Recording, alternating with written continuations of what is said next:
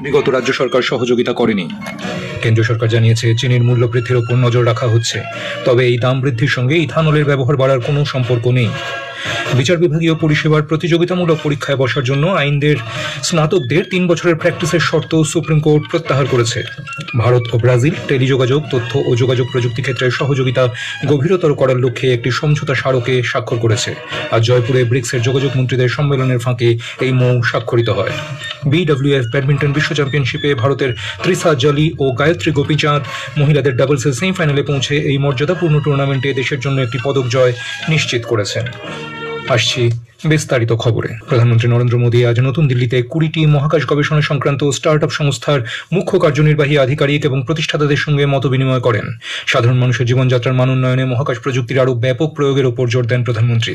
তিনি বলেন, ভারতের মহাকাশ ক্ষেত্র বিশ্বের প্রতিভা এবং বিনিয়োগ আকর্ষণের কেন্দ্রবিন্দু হয়ে উঠতে পারে। মহাকাশ গবেষণার উপযোগী পরিবেশ ও পরিকাঠামো গড়ে তোলার আহ্বান জানান তিনি।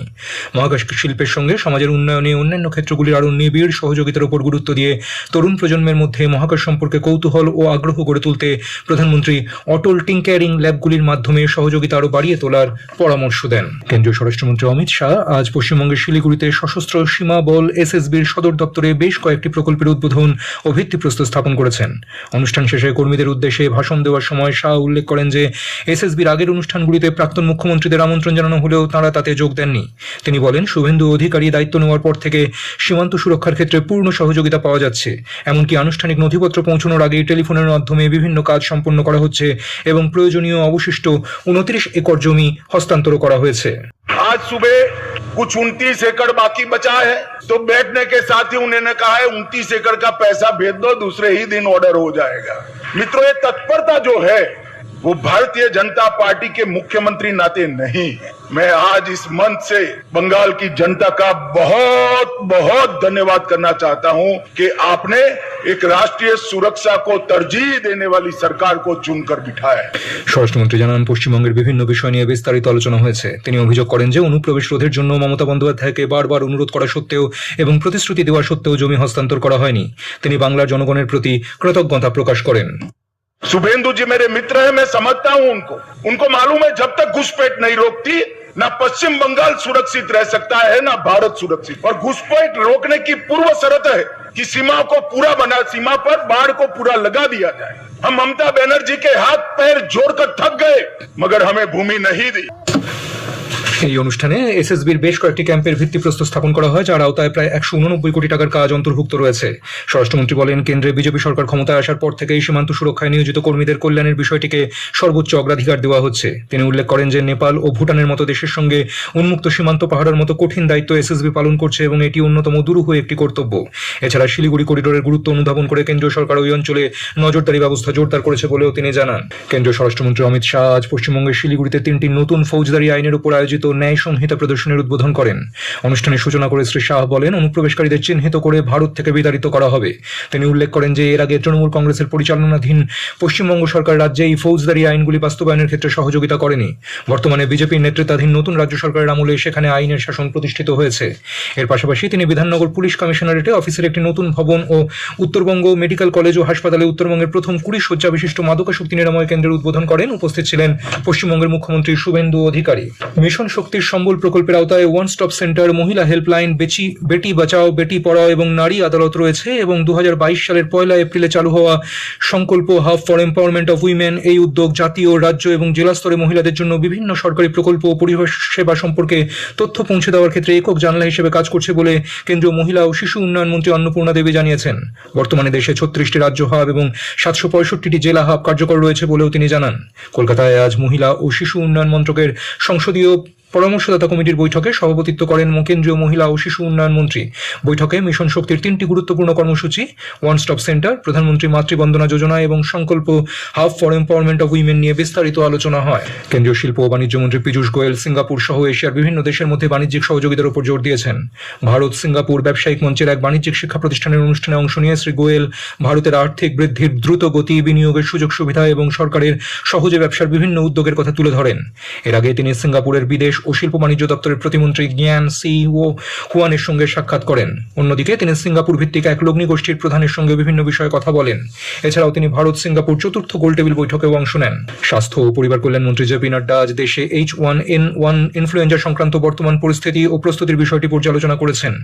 স্বাস্থ্য ও পরিবার কল্যাণ মন্ত্রক জানিয়েছে, শ্রী নাড্ডা জাতীয় নজরদারি ও রোগতাত্ত্বিক পরিস্থিতি, ILI ও সারির প্রবণতা, পরীক্ষা ও গবেষণাগার ভিত্তিক নজরদারি এবং ঋতুভিত্তিক ইনফ্লুয়েঞ্জা মোকাবিলায় স্বাস্থ্যসেবা কেন্দ্রগুলির প্রস্তুতির বিষয়টি পর্যালোচনা করেছেন। প্রাথমিক অনুমানের তুলনায় দেশে চিনি উৎপাদন কম হলেও অভ্যন্তরীণ চাহিদা পূরণের জন্য পর্যাপ্ত পরিমাণ চিনি মজুত রয়েছে বলে সরকার আশ্বাস দিয়েছে। সাম্প্রতিক সময়ে চিনির দামের ঊর্ধ্বগতির প্রেক্ষিতে সরকার একাধিক পদক্ষেপ নিয়েছে যাতে পর্যাপ্ত সরবরাহ নিশ্চিত হয় এবং উপভোক্তাদের জন্য দাম স্থিতিশীল থাকে। গত মাসের 20 তারিখে প্রতি কেজি 48 টাকা থেকে চিনির দাম বেড়ে গতকাল প্রায় 55 টাকায় পৌঁছানোর প্রেক্ষিতে উপভোক্তা বিষয়ক খাদ্য ও জনবন্টন মন্ত্রক জানিয়েছে তারা পরিস্থিতি নিবিড়ভাবে পর্যবেক্ষণ করছে। মন্ত্রক জানিয়েছে, চিনির দাম বৃদ্ধির কারণ হিসেবে ইথানল উৎপাদনে চিনির ব্যবহারকে দায়ী করা ঠিক নয়। 2022-23 সালে প্রায় 12% চিনি ইথানলে ব্যবহৃত হলেও 2025-26 সালে তা ক্রমে প্রায় 9% নেমে এসেছে। খবর শুনছেন আকাশবাণী থেকে। বিচার বিভাগীয় পরিষেবার প্রতিযোগিতামূলক পরীক্ষায় বসার জন্য আইনের স্নাতকদের 3 বছরের প্র্যাকটিসের শর্ত সুপ্রিম কোর্ট প্রত্যাহার করেছে।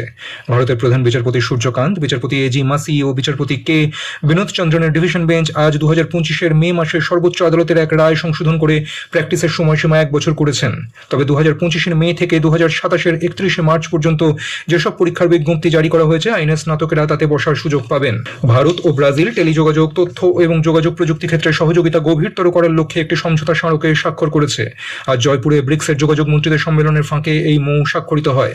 কেন্দ্রীয় তথ্য ও প্রযুক্তি মন্ত্রক সমাজ মাধ্যমে জানিয়েছে, এই সমঝোতার ফলে ডিজিটাল যোগাযোগের ক্ষেত্রে উদ্ভাবন ও তার পরিকাঠামো উন্নত হবে এবং অত্যাধুনিক যোগাযোগ প্রযুক্তির ক্ষেত্রে দুদেশের মধ্যে সহযোগিতা আরও প্রসারিত হবে।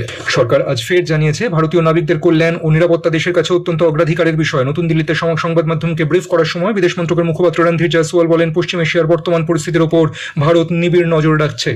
বিদেশি পতাকাবাহী 2টি জাহাজের সঙ্গে জড়িত ঘটনার বিষয়ে কথা বলতে গিয়ে শ্রী জয়সওয়াল জানান, জাহাজের 22 জন ভারতীয় নাবিক নিরাপদে আছেন এবং তাদের নিরাপত্তা ও কল্যাণ নিশ্চিত করতে সরকার সংশ্লিষ্ট কর্মকর্তাদের সঙ্গে যোগাযোগ বজায় রেখেছে। 2 ships which are foreign flagged, they have been hijacked. We are in touch with the authorities that are concerned in this, and we have 22 Indian nationals, and all of them are reportedly safe. But we are looking into the matter, the welfare and safety of our seafarers and seafaring community, to which we attach very high importance. ভারতের তৃষা জলি ও Gayatri Gopichand BWF বিশ্ব badminton চ্যাম্পিয়নশিপের মহিলাদের ডাবলসের সেমিফাইনালে উঠেছেন। নতুন দিল্লিতে আজ quarter final ম্যাচে ভারতীয় জুটি চীনের জিয়া ফিয়ান ও ঝ্যাং সুজিয়ানকে 16-21, 21-15, 21-13 গেমে হারিয়ে শেষ চারে পৌঁছেছেন।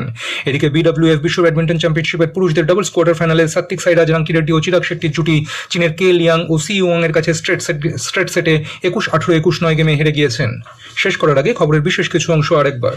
প্রধানমন্ত্রী নরেন্দ্র মোদী আজ মহাকাশ গবেষণা সংক্রান্ত কয়েকটি স্টার্টআপ কোম্পানির সিইওদের সঙ্গে বৈঠকে সাধারণ মানুষের জীবনযাত্রার মান উন্নয়নে মহাকাশ প্রযুক্তির আরও ব্যাপক ব্যবহারের উপর জোর দিয়েছেন। কেন্দ্রীয় স্বরাষ্ট্রমন্ত্রী অমিত শাহ আজ পশ্চিমবঙ্গের শিলিগুড়িতে সশস্ত্র সীমা বলে সদর দপ্তরে একাধিক প্রকল্পের সূচনা করেছেন। কেন্দ্রীয় সরকার জানিয়েছে, চীনের মূল্য বৃদ্ধির উপর নজর রাখা হচ্ছে, তবে এই দাম বৃদ্ধির সঙ্গে ইথানলের ব্যবহার বাড়ার কোনো সম্পর্ক নেই। খবর শেষ হলো, এরপর শুনবেন স্থানীয় সংবাদ।